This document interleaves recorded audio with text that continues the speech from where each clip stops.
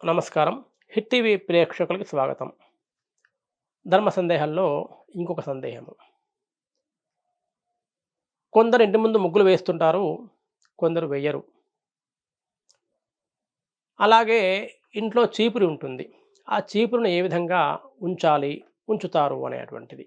ఈ 2 విషయాల మీద. మరి ఇంటి ముందు ముగ్గు వెయ్యాలా? వద్దా? ఇంట్లో ముగ్గు వెయ్యాలా? వద్దా? ఇక్కడ ఎప్పుడైనా సరే ఈ ముగ్గు అనేటువంటిది ఒక రకమైనటువంటి గీతలతోటి ఏర్పడినటువంటిది. అంటే రకరకాల ముగ్గులుంటాయి మనకి. అవన్నీ మనకు తెలియకుండా బంధము అంటాం. బంధనము. అష్టబంధనము అనేటువంటి దాన్ని అనుకోవచ్చు. అష్టబంధనమే కాదు. ఒక బంధనము. ఇప్పుడు ఇలా గీస్తామనుకోండి త్రికోణం అంటాము. 4 వైపులు గీస్తే చతుష్కోణం అంటాము. 5 కోణాలొస్తే పంచకోణం అంటాము. 6 కోణాలొస్తే షట్కోణం అంటాము. 7 వస్తే సప్తకోణము, అష్టమ కోణము, నవమ కోణము. అంటే ఇలా ఒక రౌండ్ గీసినప్పుడు మొత్తం రౌండ్‌గా గీస్తే వృత్తము 360 డిగ్రీలు. అయితే ఈ చతురస్రం గాని, దీర్ఘచతురస్రం గాని, త్రికోణం గాని, అష్టకోణం గాని ఏదైనా వృత్తం గాని 360 డిగ్రీలు వచ్చేటువంటిది. మరి త్రికోణము అంటే ఒక అర్థము, ఒక పేరు, అష్టకోణము, షట్కోణం ఒక్కొక్క పేరుంది గదా! ఒక్కొక్క దేవతకి ఆవాహన చేసేటప్పుడు, పూజించేటప్పుడు కొన్ని కొన్ని కోణాలు దానికి సంబంధించినటువంటి ఆ గుర్తులు గీస్తూ ఉంటారు. అంటే ఏమైంది? ఆ గుర్తుకు ఆ దేవతకి ఒక విధమైన అవినాభావ సంబంధం ఉందా? లేదా? ఒకటి. ఇంకా సులభంగా చెప్పాలి అంటే ఒక బొమ్మ ఉంటుంది. ఒక నవ్వే పిల్లవాడి బొమ్మ గీయాలి అంటే ఒక రౌండ్ గీసి 2 కళ్ళు పెట్టి ముక్కుని ఇలా అని ఇలా గీశారనుకోండి ఈ అని నవ్వినట్టుంటుంది. ఇలా గీయకుండా మీరు దాన్ని రివర్స్‌లో ఇలా గీశారనుకోండి దేభిరించినట్టుగా మొహం ఉంటుంది. మారిందేమిటి ఆ దాంట్లో? కింద ఆ నవ్వు మొహం ఇలా పెట్టారా? ఇలా పెట్టారా? ఇలా పెడితే నవ్వు మొహము ఆహ్లాదంగా, సంతోషంగా. ఇలా పెడితే విచారంగా. మనకు తెలిసిపోతుంది ఏమిటి అనేది సంకేతము. దీన్నేమన్నారు? రేఖాగణితము చిన్నప్పుడు నేర్చుకుందే గదా! కాబట్టి ఇంటి ముందర ముగ్గు వేయడం ద్వారా ఎటువంటి దుష్ట శక్తులు ఇంట్లో ప్రవేశించవు. ఇంటి ముందు. అలాగే ఇల్లు తుడిచిన తర్వాత కూడా ఇంట్లో తప్పకుండా ముగ్గు వేయాలి.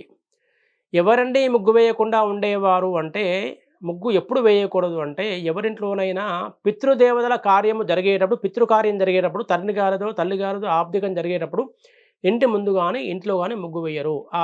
వంటింట్లో గాని, ఆ పొయ్యి మీద గాని ముగ్గు వేయరు. గంట వాయించరు. ఎందుకు? అటువంటివి పితృదేవతలు ఆ రోజు మన ఇంటికి ఆహ్వానం రారు అనే దానితోటి. అలాగే ఇంకా 4 నెలల తర్వాత మనకి ఈ పెద్దల పితృపక్షాలొస్తాయి. ఒక్కొక్క రోజు ఒక్కొక్కరు ఇంట్లో మరి బియ్యం ఇవ్వడము, మహాలయ అమావాస్య రోజు ఇవ్వడం జరుగుతుంది. అప్పుడు ఎవరు కూడా ముగ్గులు వేయరు. అంటే ఎప్పుడు వేయకుండా ఉంటున్నాం ముగ్గులు? అలంకరించకుండా ఎప్పుడు ఉంటున్నాము? పితృదేవతలను ఆహ్వానించే రోజు మాత్రమే ఇంటి ముందు గాని, ఇంట్లో గాని ముగ్గు వేయము. మరి అంటే పితృదేవతలు అంటే ఎవరు? జీవము లేనివారు, జీవించిన తర్వాత, మరణించిన తర్వాత ఉండేవారు పితృదేవతలు. పిలువబడేవారు పితృదేవతలు. మనము ప్రతిరోజు మన ఇంట్లో జీవించాలి కదా! మరి జీవించాలి, బతకాలి అన్నప్పుడు మనకు ముగ్గు ఉండాలా? వద్దా? లేదు అంటే ఎవరిని ఆహ్వానిస్తున్నాం మనము? పితృదేవతలను ఆహ్వానిస్తున్నాము. పితృదేవతలు మనకు రోజు ఎందుకు అవసరం లేదు. వారు ఏ రోజు రావాలో ఆ రోజు మాత్రమే రావాలి. కాబట్టి దైవీ శక్తిని ఇంట్లోకి ఆవాహన చేసేటువంటిది ముగ్గు అనేటువంటిది. ఏ ముగ్గేయాలండి? ఏ ముగ్గైనా వేయండి. 4 గీతలు గీయండి చాలు. అందుకే చెప్పాను గీత. పిల్లవాడి బొమ్మలో గీత ఇలా పెట్టారా? ఇలా పెట్టారా? దాన్ని బట్టి మీకు మొత్తం క్యారికేచర్ మారిపోయింది గదా! కాబట్టి ఇల్లు తుడిచినప్పుడు తప్పకుండా ఇంట్లో ముగ్గు వేయడము, ఆలస్యం చేయకుండా తుడిచిన తర్వాత గంటకు, గంటన్నరకు వేస్తారు. అలా అంటే ఈ లోపల ఆ శక్తి ప్రవేశిస్తుంది. దుష్టశక్తి ప్రవేశిస్తుంది.